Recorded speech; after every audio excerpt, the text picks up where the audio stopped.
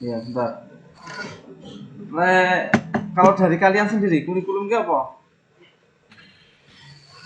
Menurut Mas Sakti coba. Rencana, oh ya, rencana untuk memberikan materi ya. Rencana untuk memberikan materi. Mas Usulan Sakti. rencana. Eh, Kalau menurut saya itu suatu rancangan, Mbak, yang nantinya ya untuk sebagai tuntunan gitu dalam rangka eh, ya menjalankan suatu kegiatan. Kegiatan pembelajaran. Baik, ya saya jelaskan dulu pengertian dari kurikulum. Kurikulum itu kalau ibaratnya adalah jalan ya. Ini slide ini kelihatan di kalian? Kelihatan. Nah, ini Kelihatan. kurikulum. Pada awalnya adalah berasal dari kata kurir atau pelari dan kurir atau tempat berpacu. Nah, pada saat ini kurikulum diartikan sebagai jarak yang harus ditempuh oleh seorang pelari mulai dari start sampai dengan finish untuk memperoleh medali atau penghargaan. Nah, sama kalau di kita sebagai mahasiswa atau di tingkatnya pelajar itu kurikulum itu kayak sejumlah materi, sejumlah pelajaran yang harus kita tempuh mulai dari awal, mulai dari kalian misalnya kalau di perguruan tinggi mulai dari kalian semester 1 sampai dengan semester 8 gitu. Jadi sejumlah mata kuliah atau sejumlah pelajaran yang harus ditempuh kayak gitu. Nah, ini ya, kemudian pengertian tersebut diterapkan dalam dunia pendidikan menjadi sejumlah mata pelajaran atau subjeknya yang harus ditempuh oleh seorang siswa dari awal sampai akhir program pelajaran untuk memperoleh penghargaan dalam bentuk ijazah yaitu. Sampai sini bisa dipahami ya. Jadi kurikulum itu sejumlah mata pelajaran yang harus ditempuh.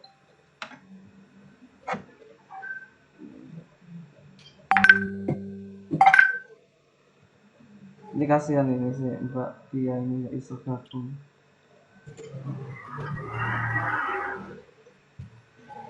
Lihat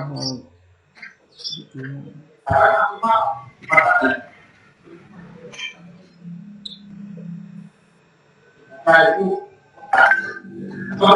itu ya, sehingga pelajaran yang harus dipelajari dari awal sampai dengan akhir. Sama kalau misalnya di sekolah itu kayak SD kayak itu, kurikulumnya 2013 di sekolah pendidikan dasar ya. Mata pelajaran sejumlah mata pelajaran yang harus diikuti dari kelas 1, kelas 2, kelas 3 sampai dengan kelas 6. Kalau tingkatnya itu di SD, kalau di SMP juga sama seperti itu, di SMK juga sama seperti itu.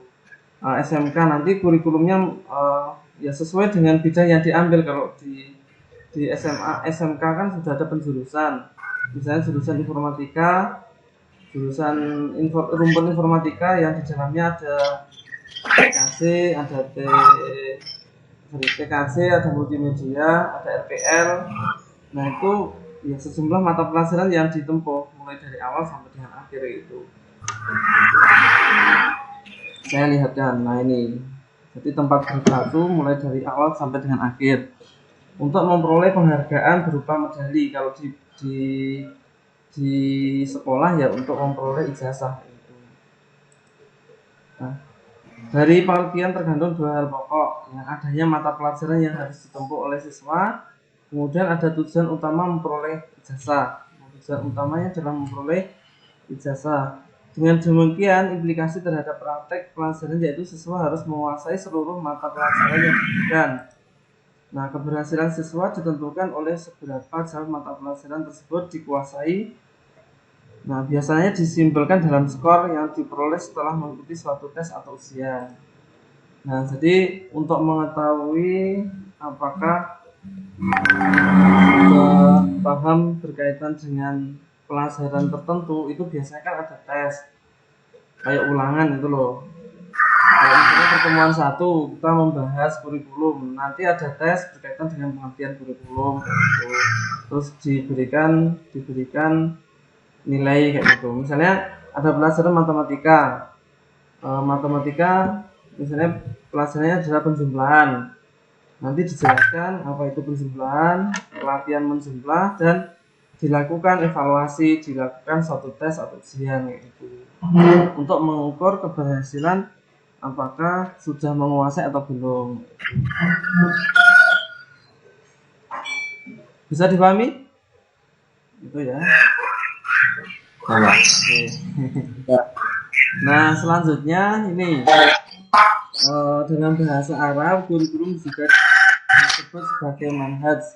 Berarti jalan yang dilalui manusia pada berbagai bidang kehidupan. Nah, dalam pengertian kurikulum pendidikan bahasa Arab dikenal dengan istilah manhaj al-dirasah atau madrasah itu loh.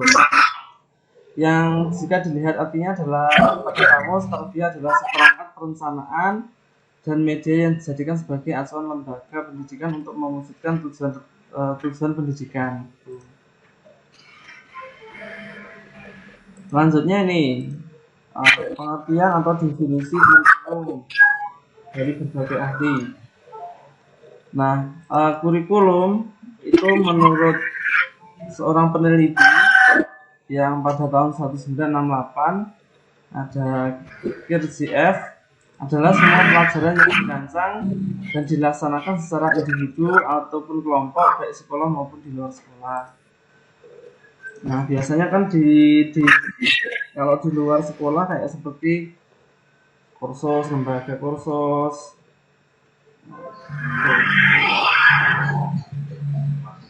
Nah, kemudian ini menurut Inlow mengungkapkan pendapat bahwa pengertian kurikulum adalah usaha menyeluruh yang dirancang khusus oleh pihak sekolah guna membimbing murid untuk memperoleh hasil dari pembelajaran yang sudah ditentukan.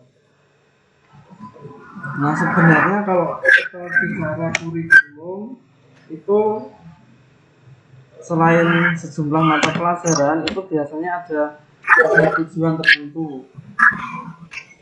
Nah, misalnya kayak seperti misalnya outputnya kalau jurusan RPL katakanlah kayak gitu ya, minimal bisa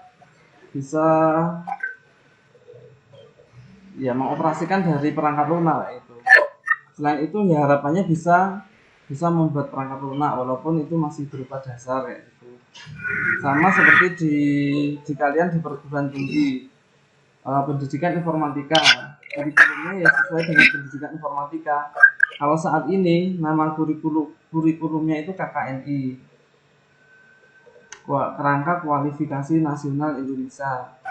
Nah, kalau di jurusan kalian pendidikan informatika, ada pendidikan, ada informatika, mata kuliah yang ditempuh itu ada bidang rumpun pendidikan dan ada informatikanya. Kalau di bidang pendidikan seperti strategi belajar mengajar, terus kayak kurikulum, ada ke-PGRI-an, terus kemudian ada evaluasi pembelajaran itu. Nanti ada PPL, ada KKN itu rumpun yang pendidikan. Kalau rumpunnya yang informatika ya seperti perakitan instalasi komputer, terus kemudian pemrograman, terus kemudian ya misalnya animasi 2 dimensi, animasi 3 dimensi, yaitu ada multimedia. Sesuai dengan bidang ilmunya. Kalau bahasa Indonesia ya nanti kurikulum bahasa Indonesia yang dipelajari. Jadi sejumlah mata pelajaran, sejumlah mata kuliah yang harus rekan-rekan tempuh mulai dari awal sampai dengan akhir itu. Saya lanjutkan ya. Ini ada beberapa pengertian kurikulum saya bacakan secara singkat. Nah, berdasarkan Basecamp itu ada dokumen tertulis yang kandungannya berisi mata pelajaran yang akan diajarkan kepada peserta didik dengan melalui berbagai mata pelajaran, pilihan disiplin ilmu, rumusan masalah dalam kehidupan sehari-hari. Nah, kalau berdasarkan Undang-Undang Nomor 20 Tahun 2003, ini pengertian kurikulum adalah seperangkat rencana dan pengaturan mengenai tujuan, isi, dan bahan pembelajaran, serta cara yang digunakan sebagai pedoman penyelenggaraan kegiatan pembelajaran untuk mencapai tujuan pendidikan nasional. Nah, kalau di kurikulum itu ada tujuan nasional, ada tujuan institusi, ada tujuan bidang keilmuan. Kalau tujuan nasional itu contoh-contoh dari mata pelajarannya ya seperti PKN itu. Saya perlihatkan sebentar ya. Nah, kurikulum di SMK kalian.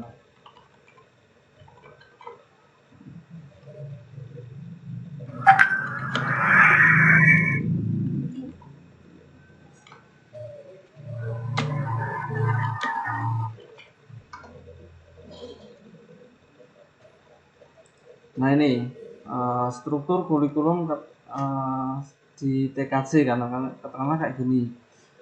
Nah ada mata pelajaran ini kelihatan nggak? Kelihatan, Pak. Nah, contohnya ini Kelihatan, Pak. ada mata pelajaran wajib A, wajib B, kelompok peminatan sama program keahlian. Nah kalau di tujuan yang nasional itu biasanya ini di pendidikan agama dan kewarganegaraan sama bahasa Indonesia. Sama di perkuliahan saya rasa masih ada ini pendidikan agama ini kan masih ada kan, pendidikan kewarganegaraan kan masih ada gitu. Ini tujuan nasional. Kalau misalnya tujuan institusi, tujuan peminatan itu seperti ini contohnya. Nah ini contohnya di struktur kurikulum SMK. Bidang keahliannya adalah teknologi informasi dan komunikasi atau TIK. Paket keahlian itu teknik komputer dan jaringan. Nah ada beberapa mata pelajaran yang ditempuh oleh siswa-siswi SMK. Jadi ini contohnya bidang yang wajib ada pendidikan agama, ada PKN, ada bahasa Indonesia, matematika, sejarah Indonesia, bahasa Inggris ini wajib. Mata pelajaran wajib. Kemudian wajib B itu ada seni budaya, prakarya, dan kewirausahaan, ada pendidikan jasmani, kesehatan dan olahraga dan kesehatan. Ini mata pelajaran wajib. Jadi semua mulai dari kelas 1, kelas 2, kelas 3 itu biasanya ada. Dan biasanya kalau mata pelajarannya wajib, baik wajib A maupun wajib B itu semua SMA sederajat itu pasti ada. Ya contohnya misalnya SMK dan SMA itu pasti ada pelajaran agama, ada pelajaran PKN, ada pelajaran bahasa Indonesia dan matematika itu. Nah kalau di peminatan ini belum tentu di semua SMA sederajat itu ada, karena peminatan. Ya, contohnya kayak gini. Contohnya saja kalau SMA kan ada IPA, ada IPS. Nah, bidang keahliannya. Diganti. Bisa dipahami sampai sini? Yang mata pelajaran wajib ya.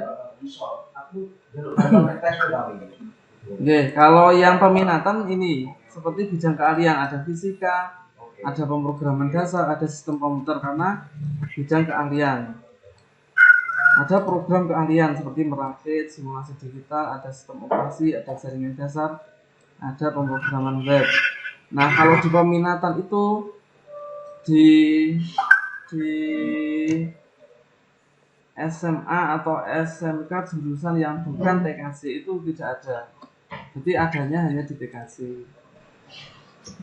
Nah, sama seperti ini di paket keahlian, ada komputer, ada komunikasi data, sistem operasi jaringan, administrasi server, rancang bangun jaringan, jaringan nirkabel, sampai dengan kerja proyek ini selain di TKJ tidak ada.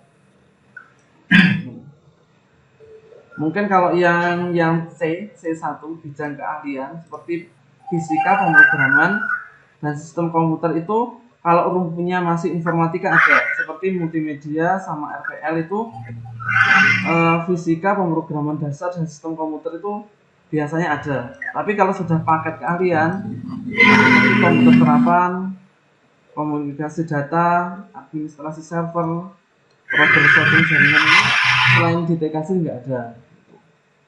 Jadi hanya paket keahlian teknik komputer dan jaringan.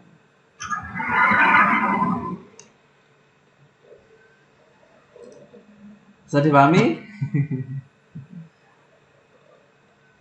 Ya itu. Bisa, Pak. Oke, terima kasih. Nah itu ya, jadi sejumlah mata pelajaran dokumen tertulis. Nah dalam perkembangannya di sejarah Indonesia ini dari tahun ke tahun ini sudah diganti. Mulai dari mungkin 1947 ini mungkin kakek rekan-rekan semua, kakek kita semua. Nah, dimulai dari kemerdekaan Indonesia kan 1945 kan. Setelah itu 2 tahun berikutnya sekolah, ya kalau dulu kan sebelum adanya sekolah formal, ini kan sekolah formal. Sebelum adanya sekolah formal mungkin sudah ada seperti pondok pesantren kayak gitu. Yang di dalamnya kurikulumnya mungkin tidak ditata sedemikian rupa itu, tidak diatur kayak itu. Jadi misalnya kayak di pondok itu kita dia belajar ngaji kan kayak itu dengan metode misalnya hafalan, metode mungkin ceramah, gurunya mengajarkan, yang lainnya santri-santrinya mendengarkan seperti itu. Nah, mulai dari tahun ke tahun itu kurikulum itu selalu berkembang. Nah, contohnya seperti ini dimulai dari 1947. Dimulai dari namanya rencana pembelajaran atau Renplan, ya. Rencana pembelajaran yaitu 1947. Kemudian 1952. Ini namanya adalah rencana pembelajaran terurai. Berkembang terus 1964 rencana pendidikan, kemudian 1968 kurikulum nah ini sudah sesuai dengan tahunnya 1968, terus kemudian 1975 kurikulum 1975, terus kemudian berkembang terus sampai dengan 2013 yang terbaru. Nah 2013 ini sebenarnya juga masih direvisi lagi. Namanya yang 11 saya tambahkan tahun 2016 itu revisinya.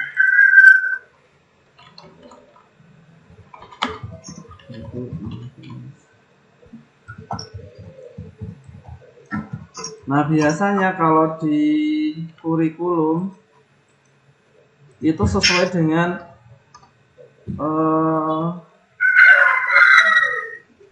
istilahnya apa ya, presidennya itu loh, ganti kabinet di kementerian itu biasanya kurikulumnya kan sudah ganti juga kayak gitu. Kurikulum 2013 revisi.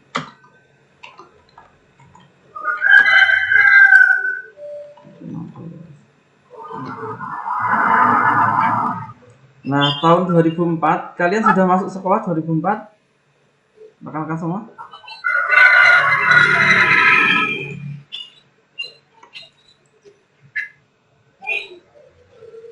Mas Sakti? Apa Mas Alfil? Mau Mas 2004 kalian sudah sekolah? SD? Belum, Kak. Belum. 2000. Mulai kelas 1 SD kan berapa?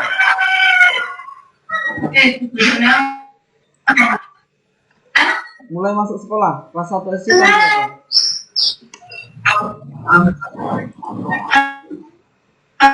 2007 Pak. 2007. Berarti generasi dulunya.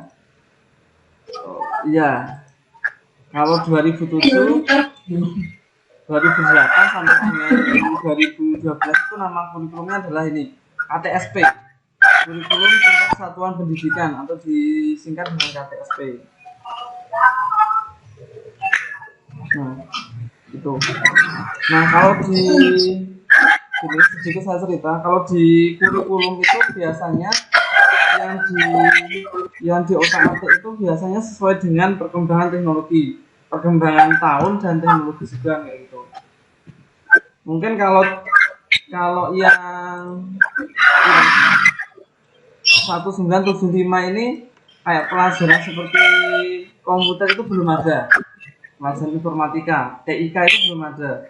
Tapi masuk tahun 2000 ABK 2006 sampai dengan 2013 ini kan sudah ada mata pelajaran komputer kan gitu. Jadi menyesuaikan dengan tahunnya. Nah, kurikulum itu seperti itu, sesuai dengan perkembangan zaman. Mungkin kalau di tahun 2001 ya, kayak seperti sekolah jurusan animasi itu belum ada. Baru di tahun 2003 ke atas lah, itu ada pelajaran animasi, ada pelajaran simulasi digital dan sebagainya. Itu jurusannya juga sama seperti itu. Jurusan informatika itu jurusan yang baru, jurusan yang ada setelah tahun 2000 ke atas lah kayak gitu.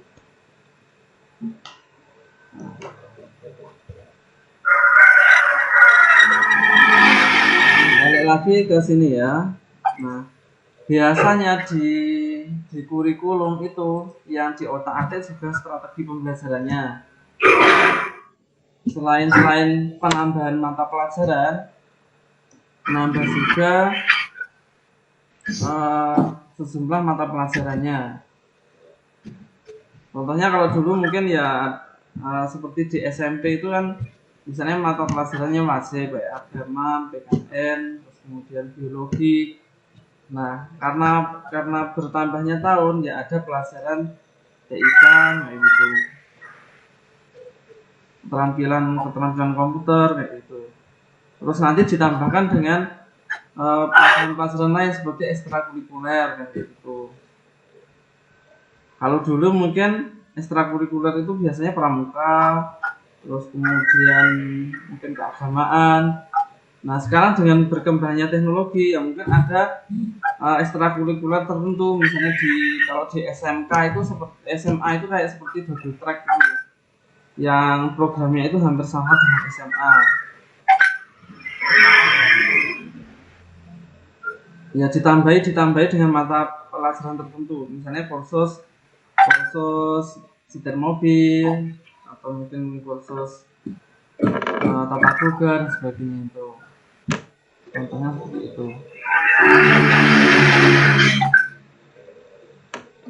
Lanjut ya. Nah, apa sebenarnya fungsi kurikulum bagi guru, siswa, kepala sekolah, pengawas sekolah, dan orang tua di masyarakat?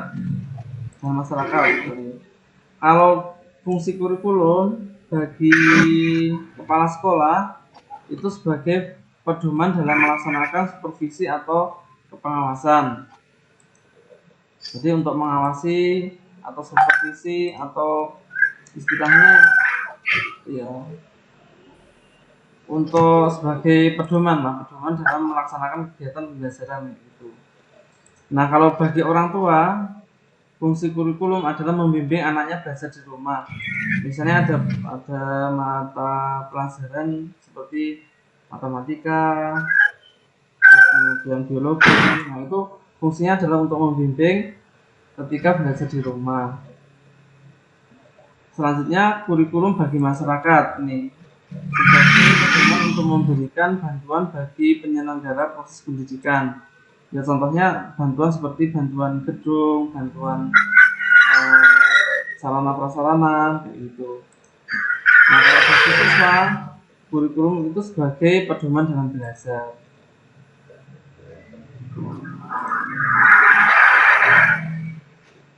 Ini ada beberapa fungsi kurikulum. Saya bacakan secara singkat saja. Yang pertama, sebagai penyesuaian. Sebagai alat pendidikan harus mampu mengarahkan siswa agar memiliki sifat mampu menyesuaikan dirinya dengan lingkungan. Nah, fungsi dari kurikulum itu untuk penyesuaian dengan lingkungan. Misalnya ada pelajaran agama, ya nanti harapannya setelah lulus dari sekolah tertentu itu bisa menguasai pelajaran agama gitu. Atau mungkin pelajaran tertentu seperti matematika kayak gitu misalnya. Nah, harapannya nanti setelah lulus nanti bisa digunakan untuk ya minimal penjumlahan, minimal bisa melakukan penjumlahan atau hitungan matematika di lingkungan gitu, di lingkungan masyarakat ya. Terus kemudian nih fungsi integrasi. Kurikulum sebagai alat pendidikan mampu menghasilkan pribadi-pribadi yang utuh yang dapat dibutuhkan dan berintegrasi dengan masyarakat. Intinya ya dipersiapkan untuk kehidupan di masyarakat. Fungsi diferensiasi sebagai alat yang memberikan pelayanan dari berbagai perbedaan setiap siswa yang harus dihargai dan dilayani. Kemudian kurikulum sebagai alat pendidikan mampu mempersiapkan siswa dan juga dapat mempersiapkan diri dalam kehidupan masyarakat jika siswa tidak melanjutkan pendidikan. Nah, masih bisa diikuti tekan-tekan? Apa sudah bosan?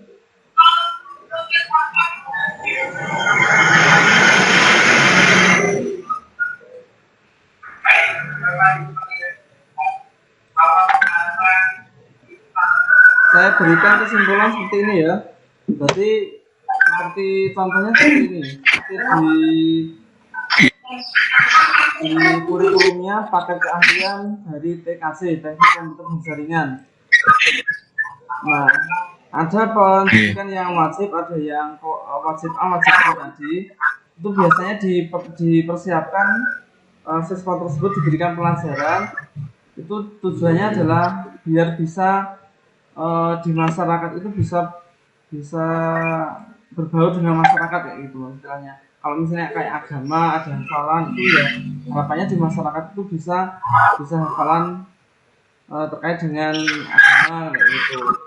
Kalau misalnya di seni ya nanti harapannya bisa otaknya bisa untuk seni kan gitu.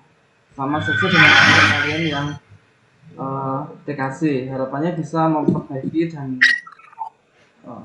ya bisa memperbaiki komputer dan bisa paham berkaitan dengan jaringan. Nah, sekiranya itu rekan-rekan semua. Ada yang ditanyakan sampai sini? Iya, Pak. Sedikit saja. Silakan kalau ada yang ditanyakan. Kalau yang ditanyakan masih banyak, Pak. Soalnya audionya tadi nggak kurang jelas, Pak, karena terganggu sinyal. Oh, putus-putus berarti. Iya, Pak. Putus. Oh, oke. Coba nanti audionya jadi gelombang. Oke, coba hasil recordnya Profesor Renter nanti saya bagikan di grup kelas. Nah, inti dari kurikulum ya, kurikulum itu adalah sejumlah mata pelajaran. Saya ulang lagi, sejumlah mata pelajaran yang harus ditempuh seorang pelajar mulai dari awal sampai dengan akhir. Nah, itu biasanya sesuai dengan bidang keilmuannya. Kalau misalnya rekan-rekan di informatika, ya kurikulumnya dari informatika. Mata pelajaran atau mata kuliah yang ditempuh adalah bidang informatika. Kalau di bidang misalnya seperti matematika atau PGSD kan itu. Nah, mata pelajaran atau mata kuliah yang ditempuh itu adalah mata kuliah yang dipersiapkan untuk ngajar di SD. Mata pelajaran yang sesuai dengan jurusannya. Baik itu ya. Ada yang ditanyakan mungkin semua? Kalau KTSP itu maksudnya gimana, Pak? KTSP itu kurikulum tingkat satuan pendidikan. Nah, adanya di tahun sekarang sudah jarang dipakai sih. Ya masih ada sekolah yang masih dipakai, ada yang enggak. Sekarang kan sudah 2013. Kalau KTSP itu kurikulum tingkat satuan pendidikan. Mata pelajarannya itu mata pelajaran yang ada di tahun 2006. Materi tentang kepribadian ada.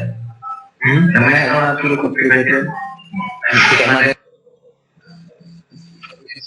Kalau di perkuliahan apa ada KTSP?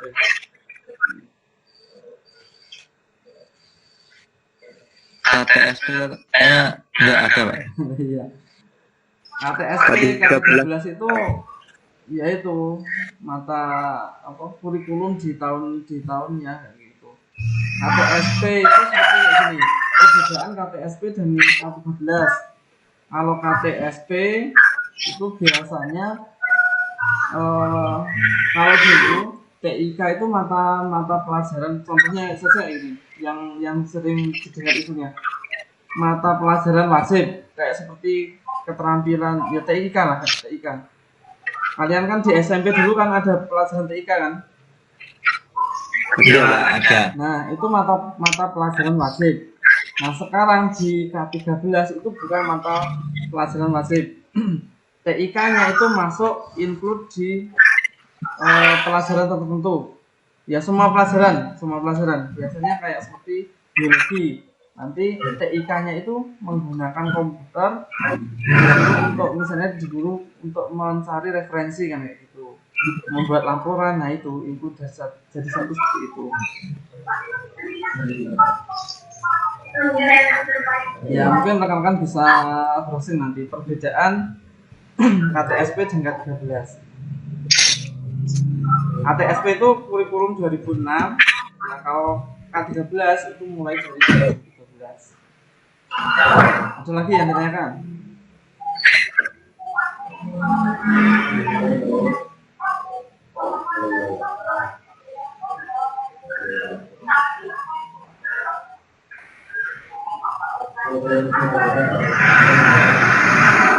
Ada yang tanya? Tidak ada?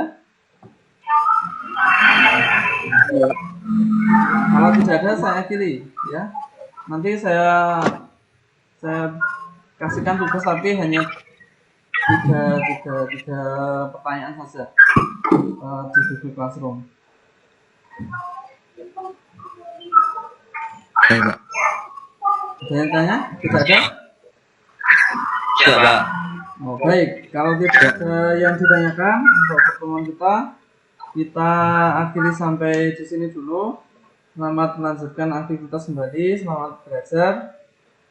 Dan sekian dulu. Akhir kata, Assalamualaikum warahmatullahi wabarakatuh. Waalaikumsalam warahmatullahi wabarakatuh.